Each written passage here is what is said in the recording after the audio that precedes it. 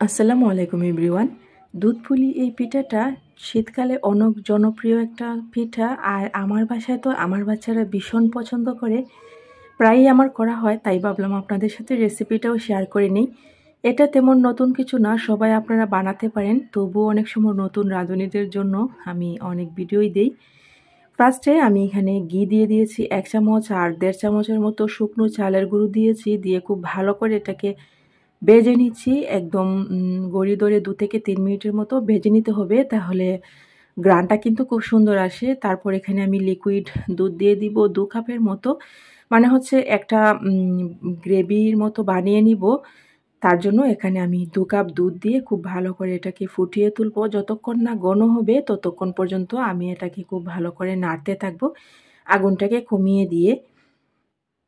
এবং খুব ভালো করে মিশিয়ে দিতে হবে যাতে দানা দানা থেকে না যায়। তারপর চিনি আমি এখানে পরিমাণ মতো দিয়ে দিচ্ছি। যে যতটুকু চিনি খান ততটুকু এখানে ইউজ করতে পারেন। এখানে আমি 1 কাপ নিয়েছিলাম, 1 কাপ লাগেনি, তাই হাফ কাপ দিয়েছি। তারপর খুব ভালো করে এটাকে আমি একদম ঘন একটা ব্যাটারের মতো বানিয়ে নিব। তারপর নারিকেল কুড়া দিয়ে দিচ্ছি। আর দুধ পুলিতে নারিকেল কুড়া আসলে না দিলে নাই হয়, এটা আসলে দিতেই হয়, তা না হলে কিন্তু খেতে ভালো লাগে না। যদি হাতের কাছে তাকে দিতে পারেন, না দিলেও সমস্যা নেই, দিলে ভালো হয় আর কি, খেতে ভালো লাগে। তারপর খুব ভালো করে একটা ব্যাটার বানিয়ে নিব। যখনই এরকম থিকনেসটা হবে তখনই আমি নামিয়ে নিচ্ছি। এটা হচ্ছে আমি দুধ পুলির ভেতরের পুরের জন্য বানিয়েছি। তারপর যেটা করব, এখানে আমি এখানে ডো বানিয়ে নিব। তার জন্য আমি এখানে পানি দিয়েছি, লবণ দিয়েছি। যখনই ফুটে উঠবে তখনই এখানে আমি 3 কাপের মতো গুঁড়ি অ্যাড করে দিচ্ছি। এটা হচ্ছে শুকনো চালের গুঁড়িটা, এটা বাজারের মেশিনের যে গুঁড়িটা পাওয়া যায় ওইটা।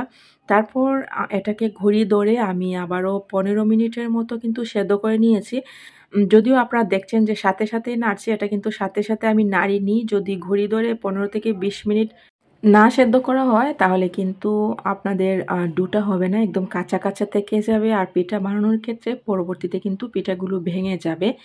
তার জন্য অন্তত 20 মিনিট বা 15 মিনিট আপনাকে এটাকে সেদ্ধ করে খুব ভালো করে মথে নিতে হবে। আমি একটু ঠান্ডা হওয়ার পর খুব ভালো করে মথে নিচ্ছি যাতে একদম পারফেক্ট হয়ে যায়। আর যত বেশি ডলা হবে ততই কিন্তু আপনাদের পিঠাটাও পারফেক্ট হবে। এটা আসলে বলার কিছুই নেই, আপনারা সবাই জানেন, তবুও বলে নিচ্ছি আর কি। তারপর আমি পিঠাটা বানানো শুরু করে দিয়েছি। আর এভাবে প্রথমেই আমরা যেভাবে বানাই আর কি, অনেকেই রুটি বেলে তারপর এই পিঠাটা বানান। আর আমরা মানে আমি এরকমভাবেই করি আর কি। মানে এটা যার যার সুবিধা অনুযায়ী যে যেভাবে করতে পছন্দ করেন।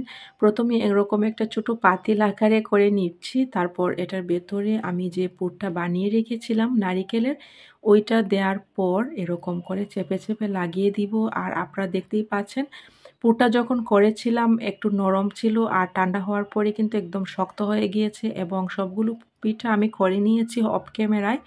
তারপর নিচে একটা পাতিলের মধ্যে পানি দিয়ে আমি একটা স্ট্রেনারে করে কিন্তু পিঠাগুলো একদম সেদ্ধ করে নিচ্ছি। এটাকে 15-20 মিনিট সেদ্ধ করে নেওয়ার পর তারপর নামিয়ে নিচ্ছি।